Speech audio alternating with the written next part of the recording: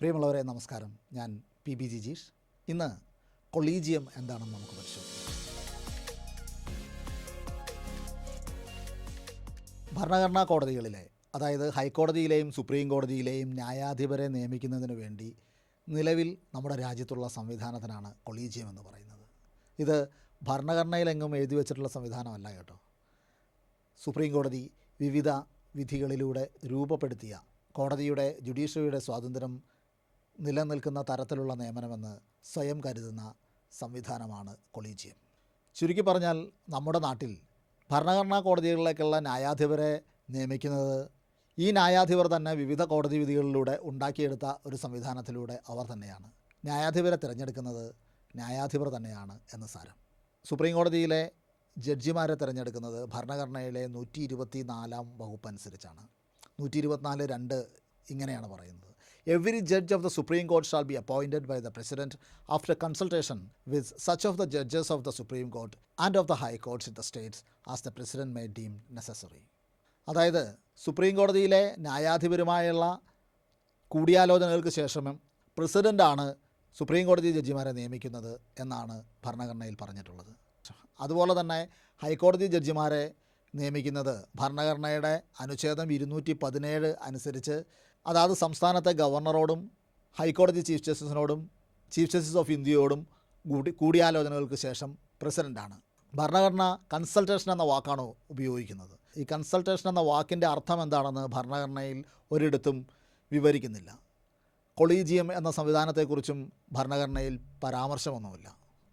ഭരണഘടനയിലെ ഈ അവ്യക്തതകൾ പരിഗണിച്ച് അത് സ്വയം വ്യാഖ്യാനിച്ച് ഒരു സംവിധാനം രൂപപ്പെടുത്തുകയാണ് സുപ്രീം കോടതി ചെയ്തത്. അതിനുശേഷം ചില അഡ്മിനിസ്ട്രേറ്റീവ് റൂൾസും അതിനുവേണ്ടി ഉണ്ടാക്കി. 3 സുപ്രധാന വിധികളിലൂടെയാണ് ഇന്ത്യയിലെ ന്യായാധിപ നിയമനം സംബന്ധിച്ച ഇന്നത്തെ ഒരവസ്ഥയിലേക്ക് നമ്മൾ എത്തിച്ചേർന്നത്. First judges case, second judges case and third judges case. 1981 SP Gupta കേസാണ് ഫസ്റ്റ് ജഡ്ജസ് കേസ്. ആ വിധിയിൽ സുപ്രീം കോടതി വ്യക്തമാക്കിയത് ഭരണഘടനയുടെ അനുച്ഛേദം 124 സുപ്രീം കോടതി ന്യായാധിപരുടെ നിയമനവും അനുച്ഛേദം 217 ഹൈക്കോടതിയിലേക്കുള്ള ജഡ്ജിമാരുടെ നിയമനവും സംബന്ധിച്ച പരാമർശത്തിൽ ഉപയോഗിച്ചിരിക്കുന്ന കൺസൾട്ടേഷൻ എന്ന വാക്കിൻ്റെ അർത്ഥം കൺകറൻസ് എന്നല്ല എന്നാണ്. അതിനർത്ഥം പ്രസിഡൻറ്റിന് ഒരാളെ ന്യായാധിപനായി നിയമിക്കാൻ സുപ്രീം കോടതി ചീഫ് ജസ്റ്റിസോ മറ്റ് മുതിർന്ന ന്യായാധിപരുമായിട്ടുള്ള കൂടിയാലോചനകൾ മാത്രം മതി, അവരുടെ സമ്മതം ആവശ്യമില്ല എന്നാണ്. അതായത് സുപ്രീം കോടതിയുടെ സമ്മതമില്ലാതെ തന്നെ സുപ്രീം കോടതി ജഡ്ജിമാരെ നിയമിക്കുവാൻ പ്രസിഡൻറ്റിന് അധികാരമുണ്ട് എന്ന അവസ്ഥ ഈ വിധിക്ക് ശേഷം സംജാതമായി. 1993 സെക്കൻഡ് ജഡ്ജസ് കേസ് വരുന്നത്.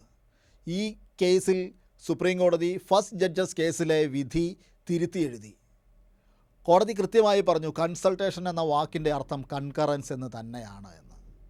അതായത് സുപ്രീം കോടതി ചീഫ് ജസ്റ്റിസിൻ്റെ സമ്മതമില്ലാതെ ഒരു നിയമനം നടത്തുവാൻ പ്രസിഡൻറ്റിന് അധികാരമില്ല എന്ന്. അതോടുകൂടി ഫലത്തിൽ ന്യായാധിപ നിയമനത്തിന് നാമനിർദ്ദേശം നടത്തുന്ന ചുമതല കോടതിയുടേതായി മാറി. 1998 തേർഡ് ജഡ്ജസ് കേസ് വരുന്നത്. അത് ഭരണഘടനയുടെ അനുച്ഛേദം 143 അനുസരിച്ച് പ്രസിഡൻറ്റ് നടത്തിയ ഒരു ക്ലാരിഫിക്കേഷൻ്റെ ഭാഗമായതാണ്. ഈ 2 വിധികളിലൂടെ കൊളീജിയം സംവിധാനത്തിന് ഇന്ന് നമ്മൾ കാണുന്ന രൂപം കൈവന്നു.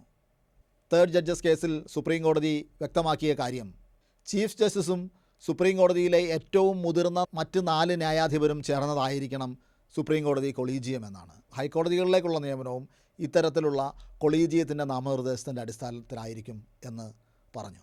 കൊളീജിയത്തിൻ്റെ പ്രവർത്തനം എങ്ങനെയാണെന്ന് നമുക്ക് പരിശോധിക്കാം. ഉദാഹരണത്തിന് ഹൈക്കോടതിയിൽ ഒരു ഒഴിവ് വരികയാണെങ്കിൽ ഹൈക്കോടതി ചീഫ് ജസ്റ്റിസ് ആയിരിക്കും ഈ കാര്യങ്ങൾക്ക് ആരംഭം കുറിക്കുന്നത്. അദ്ദേഹം അവർക്ക് താല്പര്യമുള്ള വ്യക്തികളുടെ പേരുകൾ സുപ്രീം കോടതി കൊളീജിയത്തിന് അയക്കുകയാണ്. സുപ്രീം കോടതിയിൽ ഈ നാമനിർദ്ദേശം ലഭിച്ചു കഴിഞ്ഞാൽ സുപ്രീം കോടതി കൊളീജിയത്തിൻ്റെ നടപടിക്രമങ്ങൾ ചീഫ് ജസ്റ്റിസ് ആരംഭിക്കുകയാണ്. ചീഫ് ജസ്റ്റിസ് കൊളീജിയം വിളിക്കുന്നു, അവിടെ ഡെലിബറേഷൻസ് ഉണ്ടാകുന്നു. സുപ്രീം കോടതിയിലെ ഏറ്റവും മുതിർന്ന 4 ജഡ്ജിമാരും സുപ്രീം കോടതി ചീഫ് ജസ്റ്റിസും ചേർന്ന സമിതി കൊളീജിയം ഈ നാമനിർദ്ദേശം പരിഗണിക്കുകയും എഴുതി തയ്യാറാക്കി എക്സിക്യൂട്ടീവിന് കൈമാറുകയും ചെയ്യുന്നു. സുപ്രീം കോടതി കൊളീജിയത്തിൽ നിന്നും രേഖാമൂലം ലഭിച്ച നാമനിർദ്ദേശങ്ങൾ പരിശോധിച്ച് നിയമനം നൽകാനുള്ള ചുമതല പ്രസിഡൻറ്റിനാണ്, അതായത് ഗവൺമെൻറ്റിനാണ്. യൂണിയൻ നിയമ മന്ത്രാലയമാണ് ഇക്കാര്യങ്ങൾ കൈകാര്യം ചെയ്യുന്നത്. ഇതിലെന്തെങ്കിലും വിയോജിപ്പുകൾ ഉണ്ടെങ്കിൽ ഗവൺമെൻറ്റിന് ഈ തീരുമാനങ്ങൾ പുനഃപരിശോധിക്കുവാൻ സുപ്രീം കോടതിയോട് ആവശ്യപ്പെടാം. എന്നാൽ റീകൺസിഡറേഷന് ശേഷം വീണ്ടും ഇതേ പേര് തന്നെയാണ് സുപ്രീം കോടതി നിർദ്ദേശിക്കുന്നതെങ്കിൽ അത് അംഗീകരിക്കുകയല്ലാതെ മറ്റു മാർഗങ്ങളില്ല. കൊളീജിയത്തിൻ്റെ തീരുമാനങ്ങൾ ഏകദേശം അന്തിമമാണ് എന്ന് സാരം. കൊളീജിയത്തെക്കുറിച്ച് പ്രധാനപ്പെട്ട 2 വിമർശനങ്ങളാണ് ഉയർന്നു വരാറുള്ളത്. ഒന്ന്, സുതാര്യതയില്ലായ്മയാണ്. കാരണം ആഭ്യന്തരമായ ചില ഡെലിബറേഷൻസ് വഴിയാണ് കൊളീജിയം പ്രവർത്തിക്കുന്നത്. അവിടെ എഴുതി തയ്യാറാക്കിയ കാര്യകാരണങ്ങൾ വ്യക്തമാക്കുന്ന ഉത്തരവുകളോ മിനിറ്റ്സോ ഒന്നും ലഭ്യമല്ല. ചരിത്രപരമായി ഇത് സുപ്രീം കോടതി ചീഫ് ജസ്റ്റിസും മുതിർന്ന 4 ന്യായാധിപരും കൂടിയാലോചിച്ച് എടുക്കുന്ന തീരുമാനങ്ങളാണ്. അതിനെക്കുറിച്ച് യാതൊരു വിവരവും പുറം ലോകത്തിന് ലഭിക്കാറില്ല. ഇങ്ങനെ അടച്ചിട്ട മുറികളിൽ നടക്കുന്ന തീരുമാനങ്ങൾ ഒരിക്കലും പൊതുസമൂഹത്തിന് ഇത്തരത്തിലുള്ള സംവിധാനങ്ങളുടെ വിശ്വാസ്യത വർദ്ധിപ്പിക്കുന്നതിന് ഉപകരിക്കില്ല എന്നത് വ്യക്തമാണ്. രണ്ടാമത്തെ വിമർശനം, കൊളീജിയം സംവിധാനത്തിന് അക്കൗണ്ടബിലിറ്റി ഇല്ല, പലപ്പോഴും ഇത് പക്ഷപാതിത്വപരമായി പെരുമാറുന്നു എന്നാണ്. സ്വജനപക്ഷപാതവും തങ്ങൾ വന്ന പ്രത്യേക കോടതികളിൽ നിന്ന് അല്ലെങ്കിൽ പ്രദേശങ്ങളിൽ നിന്നുള്ള ജഡ്ജിമാർക്ക് മുൻഗണന നൽകുന്ന പതിവ് ഒക്കെ ഇതിൽ കണ്ടുവരാറുണ്ട്. ഈ വിമർശനങ്ങളൊക്കെ നിലനിൽക്കവെയാണ് 2014 parliament national judicial appointment commission എന്ന സംവിധാനം കൊണ്ടുവരാൻ ശ്രമിച്ചത്. രാജ്യത്തെങ്ങുമുള്ള ഭരണഘടനാ കോടതികളിലേക്കുള്ള നിയമനങ്ങൾക്ക് വേണ്ടി ഒരു കമ്മീഷൻ വേണം എന്നായിരുന്നു ഗവൺമെൻറ് വിചാരിച്ചത്. ഗവൺമെൻറ്റിൻ്റെ പ്രതിനിധികളും രാജ്യത്തെ പ്രമുഖ വ്യക്തികളും എല്ലാം ഉൾപ്പെടുന്ന ഒരു കമ്മിറ്റിയായിരുന്നു അത്. അങ്ങനെ 99ാമത് ഭരണഘടനാ ഭേദഗതിയിലൂടെ NJSC ആക്ട് പാസ്സാക്കി. 2015 ഒക്ടോബർ മാസത്തിൽ ഈ NJSC നിയമം ഭരണഘടനാ വിരുദ്ധമാണെന്നും ജുഡീഷ്യൽ സ്വാതന്ത്ര്യത്തിന് മേലുള്ള കടന്നുകയറ്റമാണ് എന്നും വ്യക്തമാക്കിക്കൊണ്ട് സുപ്രീം കോടതി റദ്ദ് ചെയ്യുകയാണ് ഉണ്ടായത്. അങ്ങനെ കൊളീജിയം സംവിധാനം തുടർന്നു. രാജ്യത്ത് സ്വതന്ത്രമായ ജുഡീഷ്യറി നിലനിൽക്കുന്നതിന് കൊളീജിയം സംവിധാനം അനിവാര്യമാണെന്ന് സുപ്രീം കോടതി പറഞ്ഞതിൻ്റെ അടിസ്ഥാനത്തിലാണ് ഇന്നും കൊളീജിയം നിലനിൽക്കുന്നത്. വരും തലമുറകൾ പോലും അനുഭവിക്കേണ്ട ഫലങ്ങളുണ്ടാക്കുന്ന നിരവധി തീരുമാനങ്ങൾ എടുക്കേണ്ട കോടതികൾ, ആ കോടതികളിലേക്കുള്ള നിയമനങ്ങൾ എങ്ങനെ നടത്തണം എന്ന് കോടതി തന്നെ തീരുമാനിക്കുന്ന സംവിധാനം ഇന്നും ഇവിടെ നിലനിൽക്കുകയാണ്.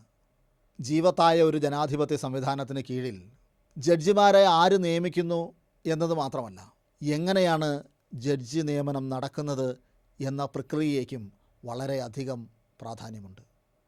പൊതുജനങ്ങൾക്ക് വിശ്വാസമുണ്ടാകണമെങ്കിൽ സുതാര്യമായ ഒരു പ്രക്രിയ ഇതിലുണ്ടായേ തീരൂ.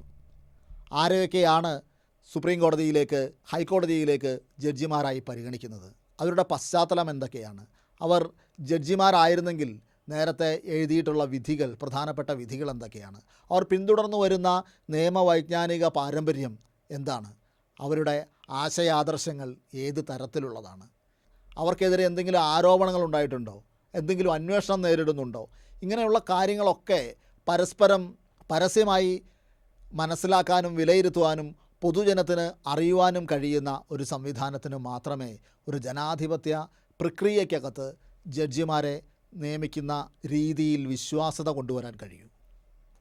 ആരെ എങ്ങനെ എന്തുകൊണ്ട് തിരഞ്ഞെടുത്തു എന്ന് അറിയാനുള്ള അവകാശം തീർച്ചയായും നമ്മുടെ രാജ്യത്തെ ജനങ്ങൾക്കുണ്ട്.